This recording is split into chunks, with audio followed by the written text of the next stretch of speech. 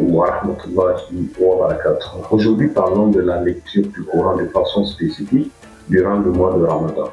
Le Coran nous dit Shahru Ramadan alladhi unzila fihi al-Quran hudan lin-nasi wa bayyinatin min al-huda wal-furqan. Le mois de Ramadan est celui au cours duquel le Coran a été révélé pour servir de guide aux gens. Et notre prophète sallallahu alayhi wa sallam a dit le Coran et le jeûne vont intercéder pour le fils d'Adam au jour dernier. Le jeune va dire ô Seigneur, je l'ai empêché de boire, de manger et d'avoir son plaisir. À cause de cela, fais-moi intercéder pour lui et Allah va accepter son intercession. Et le Coran aussi va dire ô Allah, je l'ai empêché de dormir, il a passé le temps à me lire, à me méditer. Alors, pour cela, j'aimerais intercéder pour lui et effectivement, Allah va accepter son intercession. Donc, quand nous regardons cela, le Coran est central. Et notre prophète sallallahu alayhi wa sallam lisait le Coran dans son entièreté, dans les prières de Ramadan, voilà, dans les tarawih, dans le Qiyam al-Layl, le prophète sallallahu alayhi wa sallam lisait l'entièreté du Coran.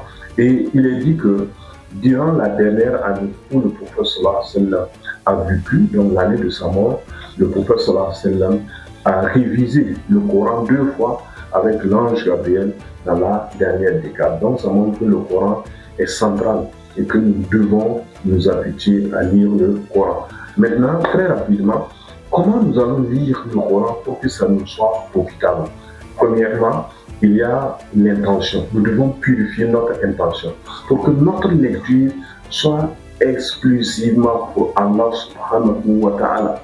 Pas pour qu'on dise que nous lisons beaucoup, pas pour qu'on dise que nous maîtrisons le Coran, pas pour qu'on dise que nous avons une belle voix. Deuxièmement, nous devons être réguliers dans la lecture du Coran. Il ne faut pas que nous lisons 20 chapitres une journée et le lendemain, nous passons le temps à ne pas lire le Coran, nous faisons une semaine sans lire le Coran. Il faut que ça soit régulier, même si c'est une page, même si c'est 3 versets par jour, cela c'est la régularité. Et troisième élément, nous allons méditer le Coran. C'est vrai que la plupart du temps, nous lisons le Coran en langue arabe, nous ne comprenons pas, mais nous devons faire l'effort de regarder la traduction. Quand je lis dans la Fatiha, Iyyaka na'budu wa iyyaka nasta'in, je dois pouvoir aller regarder la traduction pour dire c'est toi seul que nous adorons, c'est de toi seul que nous attendons le secours. Ça aide dans la prière, ça aide aussi dans l'application. Et le quatrième élément, c'est l'application. Nous devons vivre le Coran. Ce que le Coran a commandé, j'essaie de mettre en pratique. Voilà. Et ce que le Coran a détesté et interdit, j'essaie de m'en éloigner. Alors, si je lis le Coran de cette façon, le Coran me sera profitable.